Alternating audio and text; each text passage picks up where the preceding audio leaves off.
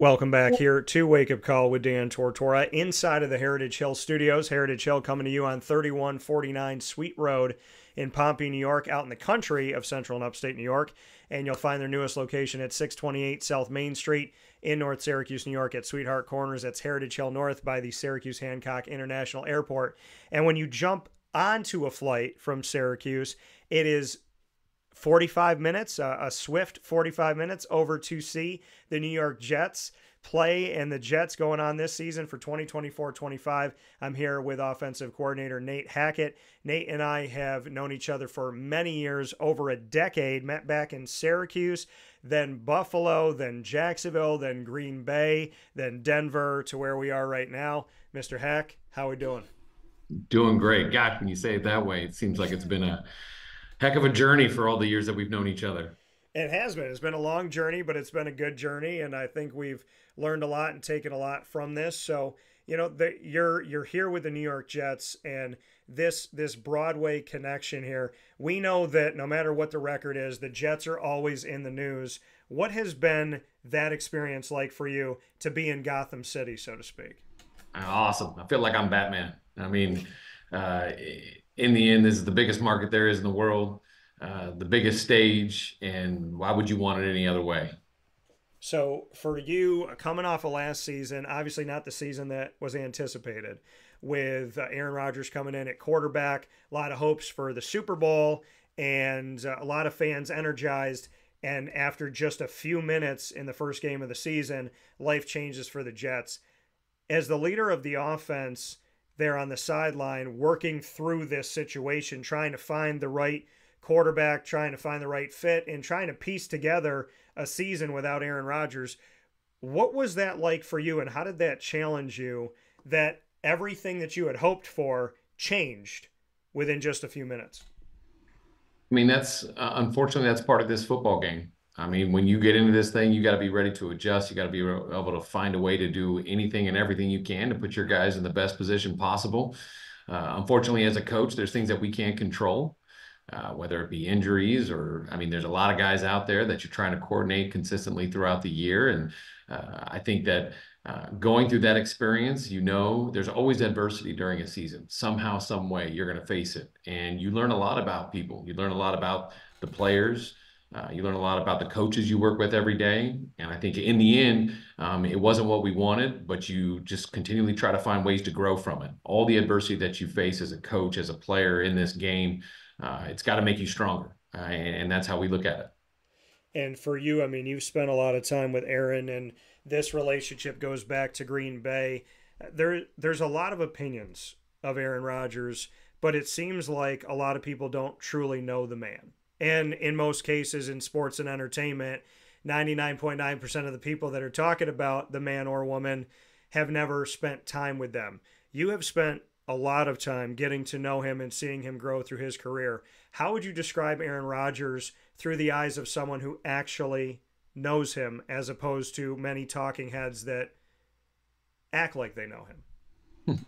Yeah, but, that's the beauty of our profession is it's entertainment. And it gives the right for every single person to formulate any opinion they want. They get to judge anything they want, and that's what we all sign up for. And we know that. We know that that comes with the profession. And I think a lot of the time it brings us closer. And for me, a guy like Aaron, I mean, he's a special human being. I mean, he's somebody that I just respect so much, not just as a player, because we all can watch that. We see the things that he does. I mean, he's a magician when he's out there.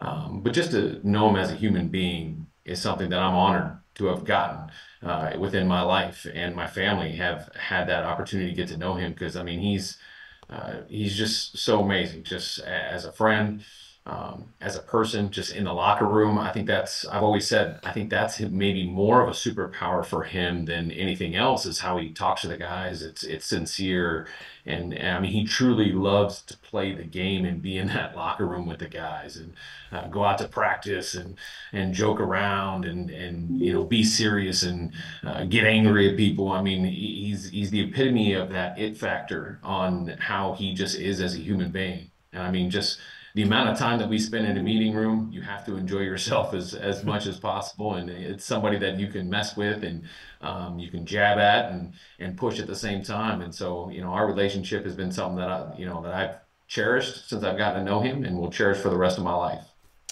He's somebody that's publicly been there for you, publicly defended you. We go back to the Broncos game last season. What does that mean to you that Aaron, he's a worldwide name.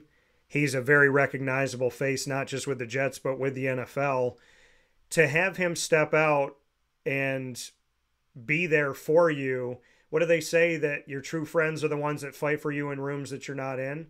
What did that mean that Aaron has gone out publicly to speak on your worth and your value and just what he thinks of you?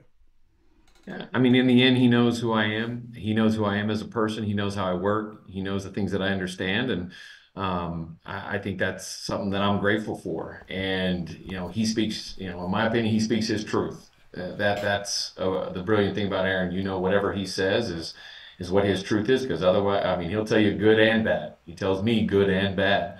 But it's always great when you have that trust, especially with a guy that's playing the quarterback position for your team. The trust that he has in me and the trust that I have in him, and that'll never waver, no matter what we go through. And the more adversity you throw at us, I think the better and stronger we'll all be. And you and I have talked about this before, but being in a room with him, that you tell him when you think he's wrong, he tells you when he thinks you're wrong, and you guys go back and forth, and you're open to watching that film and going, okay, Aaron, you know what? I didn't see that. Or Aaron saying to you, all right, Nate, maybe we could try that. What is that like, to have a relationship where you can have constructive criticism and you can work with someone of his caliber and learn from him and he can learn from you, and that neither one of you is kind of stuck in the trenches of this is what I see and I'm not willing to see anything else? I think it's imperative.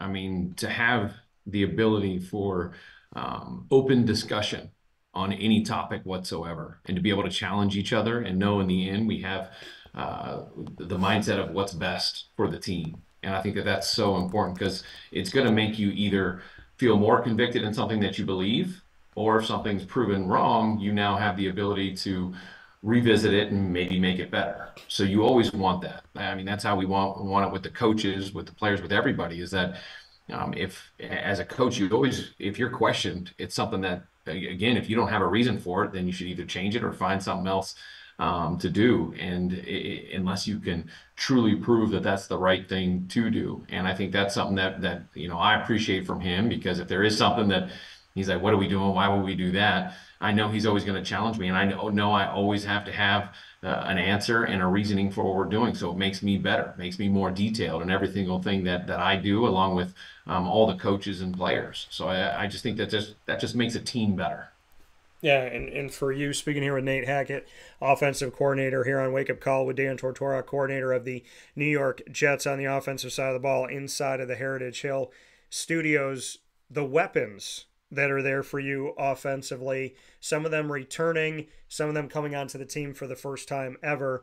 We know that Breece Hall, what he can do when healthy, Garrett Wilson and the phenom that he was, and I'm happy that he made me right, because I said he would come in and be the #1 receiver as a rookie, and he did not prove wrong there. Now, Xavier Gipson is a guy who has a great story of how he stepped up and fought his way to be on an offense, be on special teams. Mike Williams coming in, Alan Lazard, who has history, came in last year with Aaron Rodgers, and then some of these other guys in the backfield as well as in the receiving corps, trying to work through them and seeing what you can get out of them here in camp as you head toward the season, and obviously at tight end with Tyler Conklin. So what can you say about these weapons, knowing that some of these guys were not household names, that the Alan Lazards of the world, Aaron Rodgers is like, hey, I want this guy to be with me. And then there's other guys that had big names coming in, like Breece Hall and Garrett Wilson. And then Mike Williams is trying to continue his career on the East Coast now, coming from the West. This mashup of talent that you have, how would you describe it? It's something you're very excited about. For me as a play caller, you hope that you get a whole lot of plays every game, because there's a lot of people that you feel unbelievably comfortable getting the ball to, because they all have the ability to make plays after the catch, make contested catches. Brees out of the backfield, like you said. Tyler Conklin was one of those sneaky tight ends. You got Jeremy Rucker, Kenny Yeboah. We've got these two young backs to pair up with Brees. Like Yep. you said, the wide receivers having Big Mike here. I mean, I've watched him for years. So just all these guys, I think, you want to feed them all. You want to get them all a different play. You want the defense not just to be able to take one guy away. I think that's what you're always lucky to have when you have this many guys is because it's truly a team sport. One guy is not going to win you a game. I mean, even with Aaron needs them all, and so I think just to have just all this collective group is really something cool and something that we're working through. We're trying to figure out what everybody does well, what we can do more of, how we can open more people up, understanding how people are going to take whether it's G away or Brees away, and then who can step up away from them, and how we'll make those adjustments throughout the game. So it's fun. I mean, it's a good group, and especially being in the second year. I don't think anybody understands that jump to the second and third year when you're in the same system. I mean, I look back at our experience at Green Bay, and we had a rough start those first, I think, 8 games, and then all of a sudden it started clicking. And this year to have everybody back, a lot of those guys you mentioned, to be there, so it's not us teaching the offense, but those guys, when you add the other additions, Yeah. they now can help them out, and you can start talking about the intricacies of everything and why we're trying to attack things. And you can talk about little details compared to having the guys just try to figure out where to line up and what the concept is. And so I think it's just everything is an exciting time right now. It always is during this time. So many things can change once you get to week 17. But right now, we're heading in a positive direction. I love watching the chemistry that all these guys have together. And Nate, I mean, we look at the other piece of it, the offensive line, right? Building that chemistry with Aaron Rodgers and making sure that the timing is down and everything is working the way that it needs to. They're the unsung heroes of football, the offensive and defensive line. You don't hear a ton about. When a defensive lineman gets a sack, you're going to hear it. When an offense, but typically the offensive line, the only time you hear anything about them is when they make a mistake. But you don't hear about when they're consistent. You don't hear about when they do their job. So what can you say about the offensive line and the depth that you have there, and just really what the take is from one side to the other, and at that center position that is crucial to Aaron Rodgers, just what you could say about the status of the offensive line as we step forward? So talking about last year, when you had mentioned it, the adversity that you go through, one positive thing that we had go on last year was we had numerous linemen have to play. So at the time, it's difficult when you got guys coming in that haven't even been in the system and you're throwing them out there and having them play. We played a lot of different right guards, a lot of different centers, a lot of different overall combinations. So we got valuable experience for guys. So our depth is real, which is really, really good. And when you have guys like Xavier Newman that came in and played, was our third center in the Giant game and helped us win that football game. And now, he's here throughout an off season and in through training camp. Max Mitchell got a ton of time. And so that is such a positive and powerful thing for those guys to get comfortable in the system and get that experience. And then you bring in some really good football players in Tyron. I mean, we all know how good he is and what he's done in his career. You bring in Olu as a first-round draft pick, Morgan Moses. You've got Carter that's still that was drafted last year that he got valuable experience, and then Joe Tippmann got to play a lot of center. I think that's a huge benefit for us, and now we got to kind of put all those guys together. We know there can be all kinds of different combinations throughout a season, but at least we're putting guys out there that have experience, understand the system, and have worked together, been in the same room together. You got Wes Schweitzer, another guy that had to play a lot. So it's just we've got a lot of experience there, and I think that's something really, really powerful in that room, and that room is really tight. They work well together, and it's been fun these couple days at camp, and we still got a long way before we get to that first game. But again, it's almost a complete overhaul, and now we have some more experience in there with the guys too, which is good. And I mean, Aaron's obviously been there with the team this past season, but does it feel like it's a second chance at a first impression with the Jets, because last season was so short-lived. Does this almost feel like, okay, yeah, he's been here and you've gotten to work with him at Green Bay and he was on the team last season, but is this the second chance at the first impression, so to speak? We're just cherishing every day. It's an honor to be able to work with all these guys. Aaron, all these different players. Brees, Tyron, just getting to know him, Tip, all these guys. I mean, I really enjoy the time we all have together and watching those guys work and problem solve out on the field and work together. And first impression isn't as important as the last impression.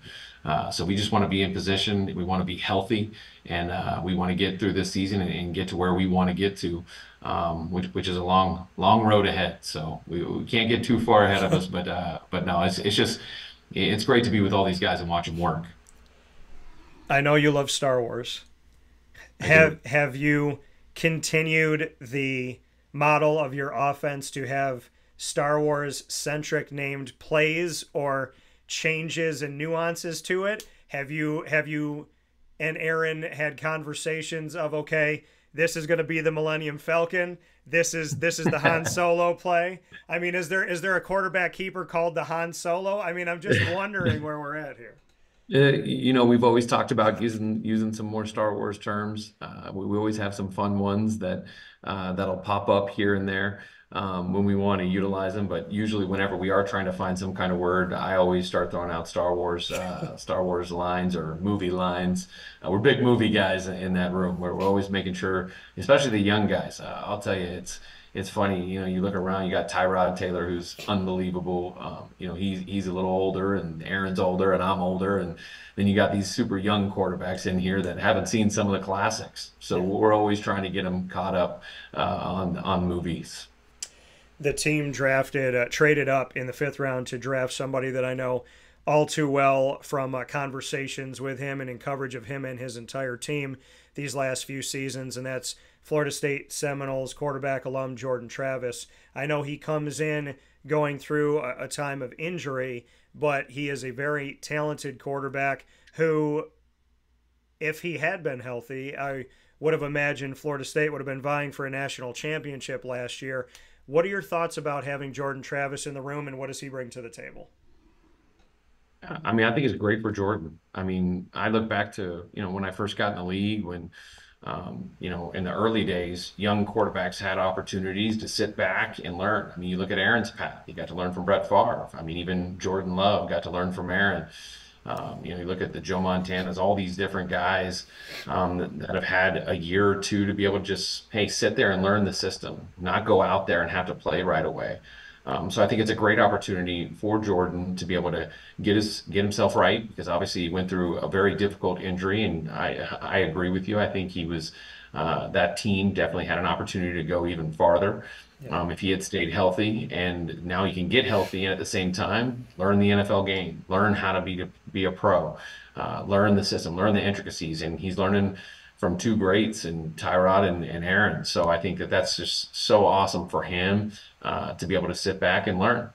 And you mentioned Tyrod, and last season without Aaron, going to Zach Wilson and company, having a bunch of different guys there. Tyrod's a guy who has been on different franchises. He's proven that he can win. He's proven that he can help guide a team in a crisis situation. He's also proven on teams where he started that he could do some good things. So what is the importance of having him in the room there, not just as an insurance policy, but just as a true competitor in and of itself? Tyrod Taylor being on the Jets, what does that mean for this season?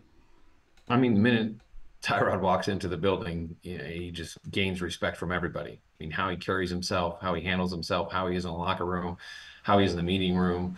Unbelievably coachable man that, it's so much fun to watch him out there play, because he's such an athlete, but at the same time he can spin it and understands the game. And it's so great to have him here. Just having that veteran presence right there with Aaron. He can mess with Aaron a little bit too, which is always fun. And just to have a guy like that, I still remember the first time I coached versus him. It was funny enough, the Jacksonville Jaguars game in 2017, the first playoff game that I called plays in, and it was Blake Bortles versus Tyrod Taylor when they came to Jacksonville. So I've watched his game for years and have had friends that have worked with him, and all they did was say amazing things about him. So now to be in the room with him and work with him, I mean, it's hard to explain how great of a guy he is and how much respect I have for him. And I'm lucky to be able to work with him every day. Yeah, coming here from Nate Hackett, New York Jets offensive coordinator, heading into the 2024-25 season. Before we jump into rapid fire, you got to take a little trip with the family. And this has been an interesting road for you.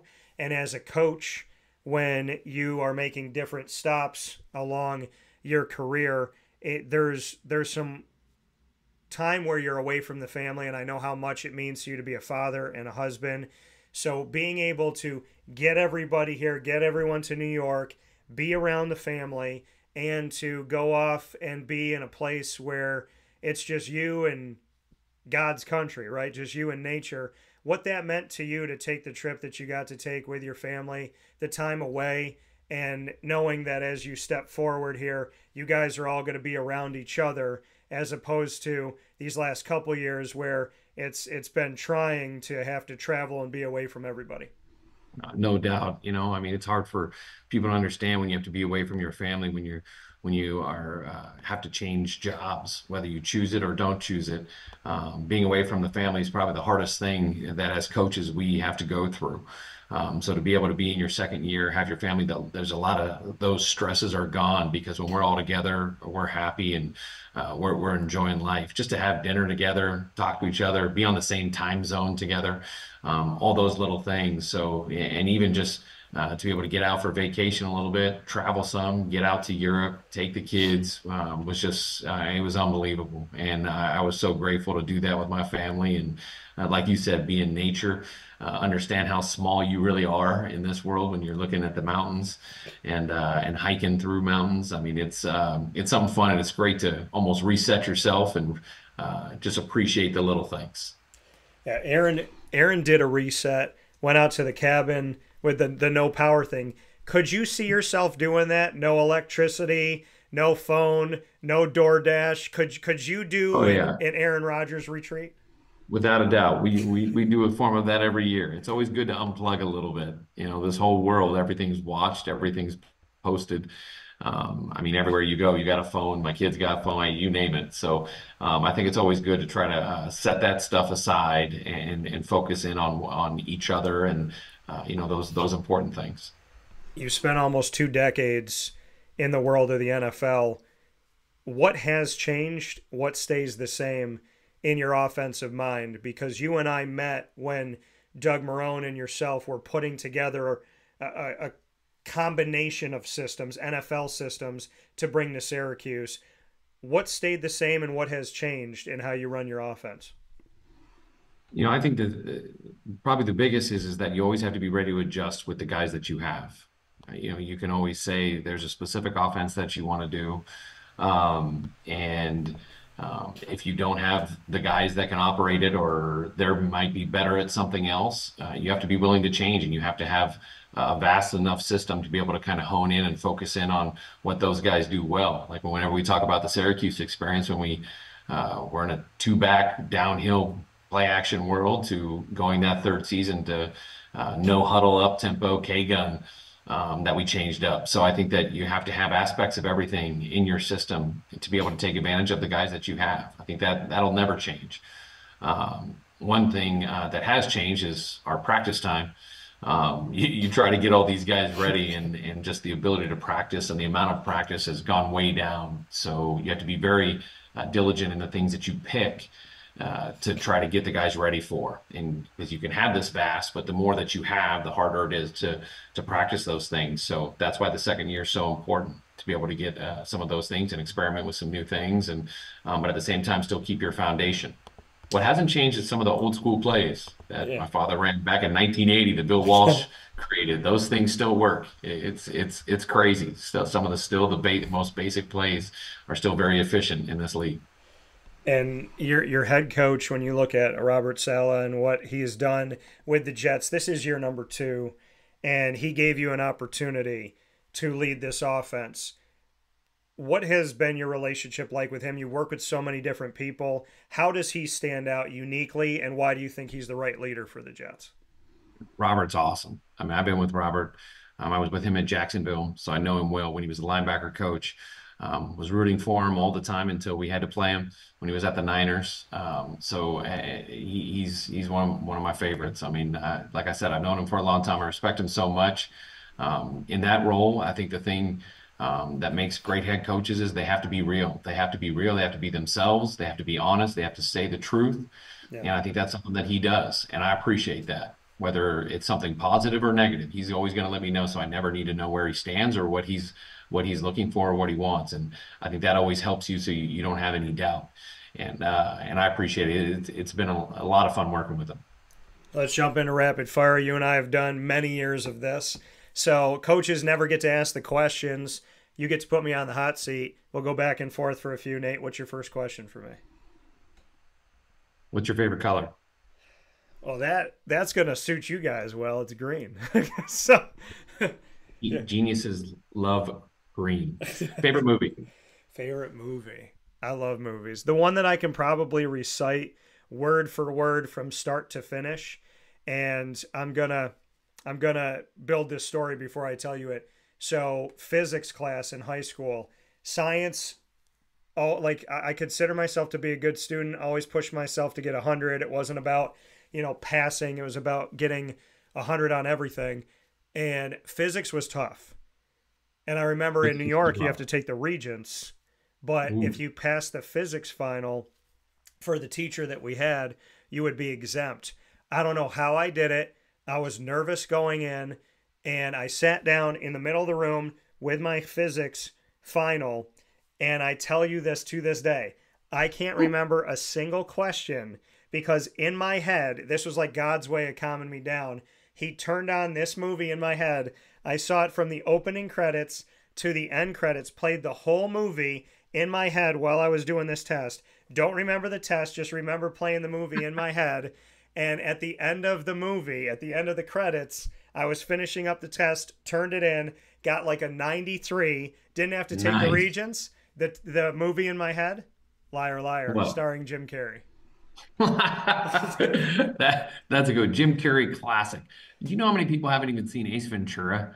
I mean, I don't know. just what a classic that one was. He's unbelievable. All right, throw me one more. What's your last one? Favorite Star Wars character? I don't know what you're going to think about this, but he's the one that got me involved. And I had known about Star Wars and been around it, but the one that made me fall in love to the point where I pay attention has got to be my rolling soccer ball BB-8. So BB-8. BB-8. Wow. I would not have guessed BB-8. So what would you have guessed for me? Who would you have thought? I would have said one of the originals, one of the old school, maybe R2-D2 or, C-3PO, Leia, I don't know, Han, I don't know, Chewbacca, Luke, one of the old schools. I'm gonna throw these one quick back at you.